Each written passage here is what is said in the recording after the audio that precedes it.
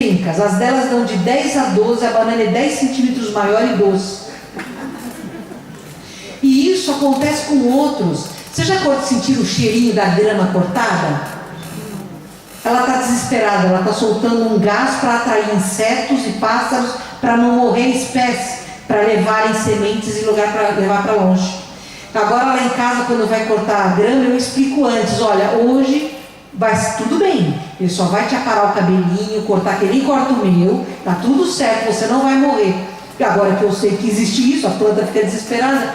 E existem pesquisas, gente, que eles colocam eletrodos na planta para medir onda, e tá lá a onda dela, lá bonitinha, aí ele se aproxima com uma faca, a onda acelera. Ela tem medo? Ela tem a percepção de uma interrupção. Então existe uma sensibilidade, tem que existir, tem uma mônada aí, tem um princípio divino aí. Um guarda-caça aqui da Floresta Negra escreveu um livro, A Vida Secreta das Árvores. Ele descobriu que as árvores constituem família, que trocam informações, que se cuidam, que se choram, brigam, lamentam, têm luto. Percebam, é um universo, família cósmica, são nossos irmãos. Este conhecimento está vindo naquilo que a Margarete falou, a expansão da consciência da humanidade, para que percebamos a divindade que nos cerca. Talvez até para deixarmos de ser tão desesperados quanto aos problemas que nos cometem. Para termos uma expansão e falar: puxa, se aquelas árvores são amigas ali, se Deus vela por elas, então comigo não vai ter problema nenhum. Entendem? Essa expansão de consciência está chegando porque o mundo está na hora de mudar, né? E a consciência que sonha no vegetal se agita no animal. Quem tem bichinho em casa sabe bem disso, né? Nós temos dois grupos de animais, o chamado de inferior, que é onde você tem ainda o instinto absoluto, e o animal superior, cachorro, gato, os grandes símios, né, os animais de contato maior com o ser humano, que ele já tem um despertar, não apenas da inteligência racional que começa, a emocional que se manifesta, e quem tem bichinho em casa sabe do que eles são capazes de amar. Vocês já ouviram falar de gato mentiroso?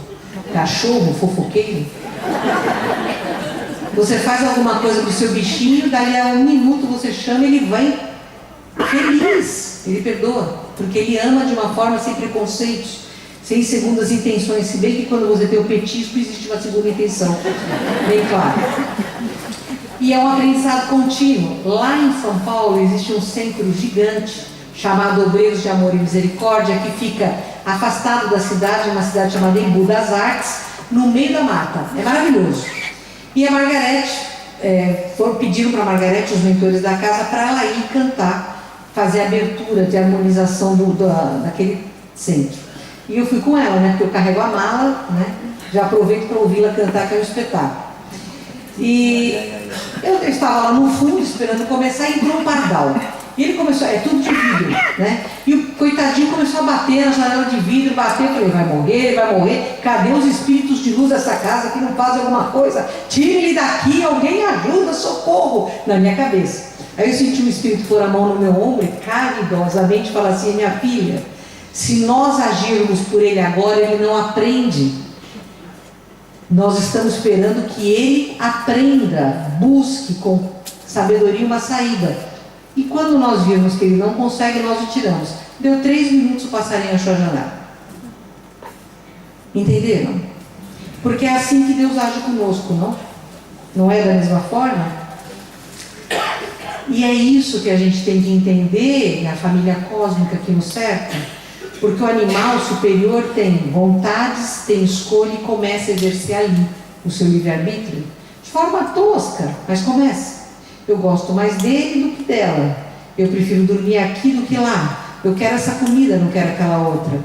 Mas eu tenho ciúmes. Se eu tenho 2 animaizinhos juntos recebendo carinho, o outro fica enciumado. Nós temos o alfa, que comanda, e se tem um outro alfa, a briga pelo comando, ele percebe? Está já se desenhar o que serão estes espíritos ao fazerem a longuíssima trajetória para se tornarem nominais.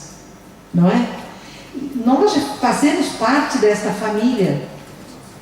Se nós focar, eu quero ver um espírito de luz, Dr. Bezerra de Menezes, eu quero ver um extraterrestre, né? E eu não prestar atenção no animal que está atropelado, ou faminto, ou largado, ou na planta que está sedenta, ou na terra que é devastada pela ganância, se eu não prestar atenção neles, eu não mereço fazer parte de uma família cósmica. Porque estes nossos irmãos, que já evoluíram mais do que nós, têm isto tranquilamente em seus corações. Porque eles sabem que somos reflexos individualizados da fonte criadora. É este o convite que se nos é feito agora para nós, humanos da Terra, notadamente nós, espíritas. Eles não são espíritas, não, os ETs não têm religião, mas eu tenho certeza que eles são muito mais kardecistas do que a gente pensa. É este o convite. Se você sabe qual é a lei, cumpra. E é isso que nós precisamos fazer. E esta inteligência, esta consciência, desperta nominal. Desde o nosso querido Homo erectus, passando pelo Neandertal, Sapiens, o Sapiens Sapiens e o homem do futuro. Isso aqui é uma projeção de um computador de como será o homem a partir de 2050. Uma testa grande, né? Porque o Freud vai aumentar a capacidade dos nossos neurônios, como já aumentou deste primeiro para ele. O homem da Terra tem livre-arbítrio. Todo mundo concorda que nós temos livre-arbítrio? Pelo menos para escolher a nossa roupa, exceto se você usa uniforme, mas temos livre-arbítrio. Todos nós temos inteligência racional, que é predominantemente do lado esquerdo do nosso cérebro, matemática, linguística e operacional. Todos nós temos inteligência emocional, que é predominantemente do lado direito do cérebro, que se caracteriza pelas nossas potencialidades de agora e de futuro, e da intra-relação, ou seja, do autoconhecimento, e da inter-relação com o meio, né? E a inteligência espiritual, que é aquela que nos capacita a saber que existe algo além de nós e nos relacionarmos com este algo. Os animais têm inteligência racional e emocional, mas não têm espiritual. Essa é a diferença. Muitos homens também não a têm. Por quê? Porque ela está obliterada, porque eles viveram experiências que os tornaram extremamente medrosos e, portanto, se tornam defensiva e não se permitem mais entregar-se ao amor divino. E estamos todos nós sujeitos à lei da causalidade, à lei da causa e do efeito. Uma vez que nós temos livre-arbítrio, eu faço o que eu quiser, planto o que eu bem entender, mas obrigatoriamente terei que colher aquilo tudo que eu plantar. Esta é a lei. E alguns de nós sabem que a lei é nascer, crescer, morrer, renascer, crescer, até que nós nos libertemos de atitudes que nos amarram ao plano tridimensional da expiação e provas. Esta é a lei, em qualquer parte do universo. A Xelena passou exatamente pelo que nós estamos passando. O planeta dela original foi destruído, e o planeta atual dela é um planeta já de regeneração avançada. Então eles aprenderam com a dor, né? A evolução da espécie humana, ela não veio em saltos. Há 2,5 bilhões de anos atrás, o nosso planeta tem 5,43 bilhões de anos de idade. Há 2,5 bilhões surgiram os primeiros seres a precisar de oxigênio, ou seja, a nossa atmosfera já estava formada e a partir daí veio os seres que precisavam de oxigênio. A primeira raça humana deu-se apenas com seres etéreos, seres provenientes de mundos Hadok, que vieram para a Terra para começar a serem preparados para gerar os corpos que lhes pudessem ser veículos da evolução. Essa primeira raça humana não existe na fisicalidade. Aí nós temos a época do procônsul, que é aquele gorila um pouco maiorzinho, ou chimpanzé, como alguém quer, que já tem um cérebro, pasme, de quase 100 centímetros cúbicos. O nosso é de 450, né? Passado um tempo longo, há 3,7 milhões de anos atrás, segundo os cientistas, há uma grande tempestade e grandes símios, chamados australopitecos, são obrigados a deixar a segurança das grandes árvores e andar ao chão. E quando eles vêm para o chão, eles não precisam mais das mãos para se manterem fixos nestas árvores. E ao poderem usar as mãos, eles começam a fazer a pinça. E a pinça desenvolve o lado esquerdo do cérebro. Quando eu fiz a faculdade de medicina há 35 anos atrás, meu professor falou, somente o humano faz a pinça. E hoje gorila, orangotango e chimpanzé estão fazendo pinças. Já não é mais pré-requisito do humano. Este Australopithecus vai como um animal de inteligência extremamente limitada por um longo período de tempo. Neste meio tempo, segundo Emmanuel fala no livro A Caminho da Luz, um continente que hoje já não existe mais, chamado Lemúria, que ligava a Índia à Oceania, recebe um influxo de seres extraterrestres. Os lemurianos, quer dizer, deve ter chamado Lemúria porque chamavam lemurianos, sei lá, de repente alguém gostou desse nome. Mas o Emmanuel falou, eu acredito. Então, eles eram de uma espécie, de uma raça, de um planeta, onde o que predominava era a magia. Eles trabalhavam com energia. E eles se desafiaram vindo para um mundo primitivo, como a Terra, onde a energia telúrica era muito intensa. Eles queriam ver se eles conseguiam trabalhar com a energia telúrica de uma forma racional num planeta que era muito telúrico, muito forte. Chegaram aqui, começaram muito bem, mas como eram seres de baixa evolução moral, sem fé na divindade, né, na fonte criadora, no Pai Celestial, acabaram por se perder, entraram numa guerra fratricida e se destruíram. Nós temos aí o primeiro grande incidente intergaláctico, né? Depois destes seres desaparecerem, 500 milhões de anos depois, o primeiro passo da segunda raça humana existe, que é o Homo habilis. Aquele que começa a viver em grupo para se proteger, não, a hierarquia, quem comanda é o mais forte, não sabem o que é macho, o que é fêmea, não tem estrutura social, não tem linguagem, são animais um pouco mais sofisticados, mas já com inteligência suficiente para lascar objetos, polir objetos, e começa aí então a despertar a inteligência racional nos humanos. Ele vai, com 700 mil anos depois, existe um salto quântico em que este habilis transforma-se no erectus. Este erectus sim já começa a desenvolver vocábulos de linguagem, faz desenho rupestre, faz percussão imitando o som do trovão, pega gravetos ocos e faz flauta para imitar o vento, já vive, já sabe o que é família, o macho tem a sua fêmea, ele é responsável pela fêmea, a fêmea é responsável pela cria, existe uma hierarquia social, agora não apenas do mais forte, mas do mais inteligente, e começa a se estruturar, ainda que muito lentamente, a sociedade da humanidade terrestre, e no finzinho o Erectus descobre o fogo. E aí nós temos um grande espaço de praticamente 1,5 milhão de anos, olha como é lento o processo.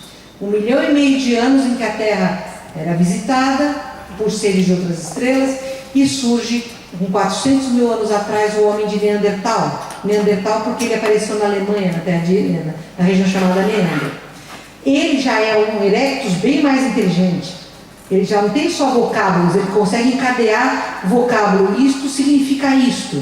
Então você já tem uma estrutura verbal. E essa estrutura verbal é sempre a base do desenvolvimento de uma sociedade.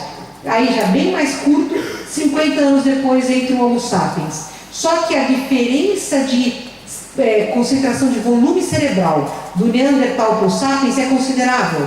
E dizem, né, os extraterrestres, que entre o Neandertal e o sapiens houve aqui uma intervenção genética por parte de espíritos, de seres de outros planetas, na opinião dos sumérios, que escreveram na escrita cuneiforme, naquelas tabuinhas de cerâmica, a epopeia da civilização, ou Enuma Elish, que foi traduzido por Zacarias Sitchin, que era um arqueólogo amador.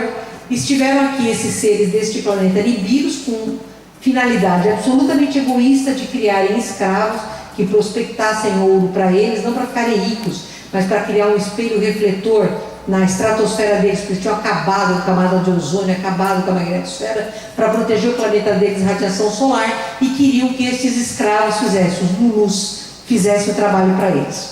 Só que os nibiruanos acabaram errando, como erram todos os seres que são baseados na matéria, não é? E ficaram aí os sapiens. E estes sapiens não estavam tendo evolução moral. E vejam, nestes sapiens começam a encarnar os primeiros exilados de Capela. Seres de inteligência racional, seres com conhecimento da espiritualidade, mas seres moralmente muito deficitários. Porque a gente pode comparar aos grandes perturbadores da Terra, aos irmãos trevosos da Terra.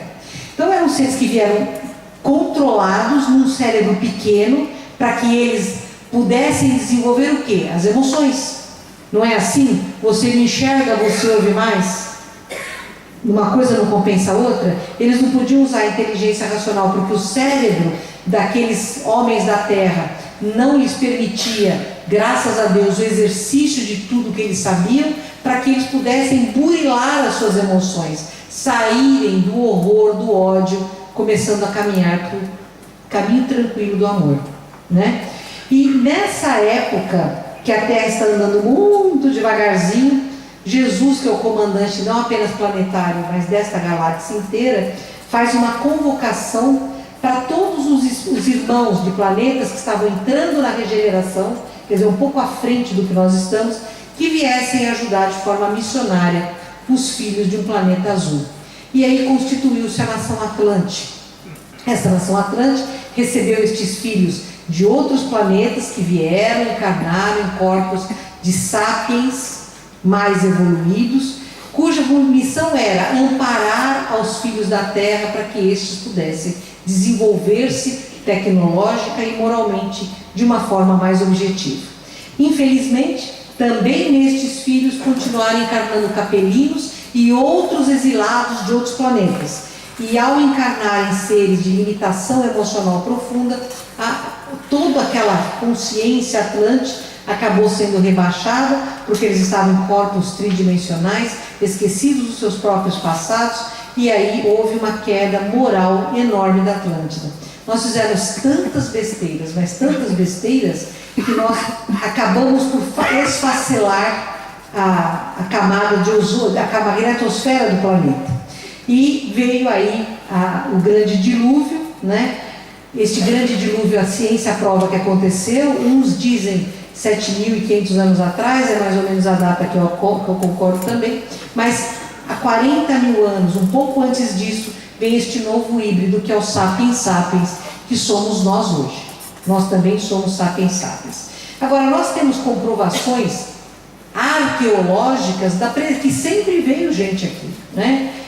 Nós nunca estivemos sozinhos na Terra. Por exemplo, aqui nós temos a famosa pegada de Meister, que foi descoberta em Antelope Springs, na Califórnia, por um arqueólogo amador, um master, que estava procurando fósseis e achou... O que vocês acham aqui? Parece o que para vocês isso aqui?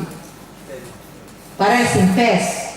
Pois é, mas de 400 a 300 milhões de anos atrás na Terra, não tinha ninguém. Quem é que veio aqui usando sapato e matando o coitadinho do ácaro trilobite? É impossível que houvesse entre 400 e 300 milhões de anos atrás um ser na Terra com esta sofisticação de calçado. E esta pedra do período pré-cambriano. Está provado o tempo.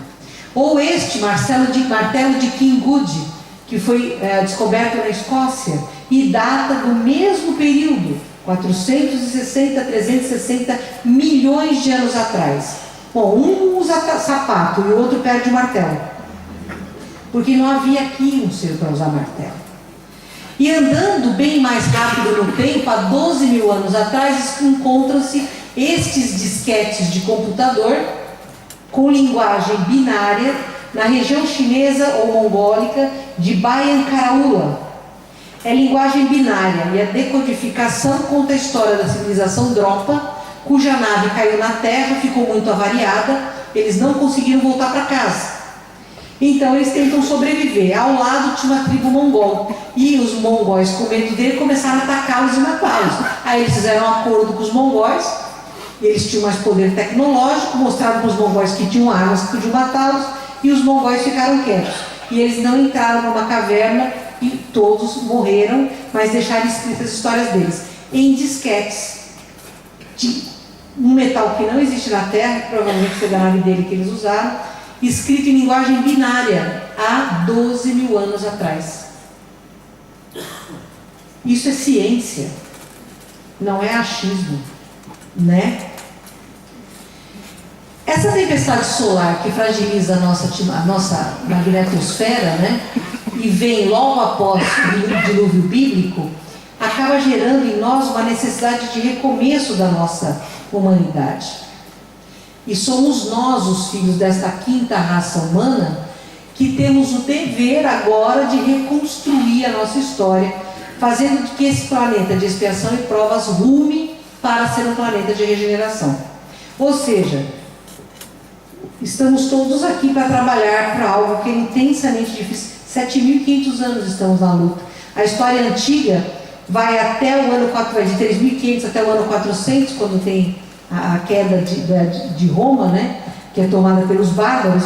E nós estamos caminhando por todo esse trajetório, esse tempo, nas civilizações antigas que todas houveram, egípcios, hindus, chineses, sumérios, Mesopotâmia, trazendo conhecimento. Mas o que foi pior? Quando aconteceu essa tempestade solar que devastou o DNA dos seres aqui da Terra, nós perdemos a consciência de quem somos, perdemos a conexão com a nossa essência e com o Pai Criador. Então, todos nós que nos recusamos a andar pela lei de amor do Pai, estamos sendo obrigados a aprender essa lei ao longo destes milênios, que agora chegou ao clímax. Então, ou vamos evoluir, ou vamos evoluir. Entenderam? Percebem como a lei se cumpre? Como está tudo certo? E a Terra, por causa da sua belicosidade, claro, o planeta só sofre por nossa conta, mas por causa dessa belicosidade, a Terra entra em quarentena. Nós estamos em quarentena há 25.000 anos. Os Atlantes estavam aqui e nós estamos em quarentena há 25.000 anos. E nós não fazemos parte da família cósmica, que é para ver se a gente percebe a família aqui no céu. E infelizmente parece que a gente não consegue perceber isso tão claramente. Essa quarentena tem data para acabar. Mas o que significa esta quarentena? Quem está na Terra não sai. Quem está fora só entra com permissão de Jesus, através da Confederação Galáctica. É o órgão que reúne os planetas evoluídos desta galáxia, que tem a permissão de Jesus para trabalhar em conjunto com diretrizes planetárias para realizar o que deve ser realizado. E vejam que interessante, né? Esses visitantes e observadores andam pelo mundo inteiro. Gente, olha, esse desenho aqui é de Tassili, na Argélia, entre 15.000 e 10.000 anos atrás. Este aqui é da Austrália, 10.000 anos atrás. Vocês veem semelhança? Não havia internet, nem Google, nem YouTube, nem Facebook, nem nada. Tassili na Argélia, aborígenes na Austrália, mesma época.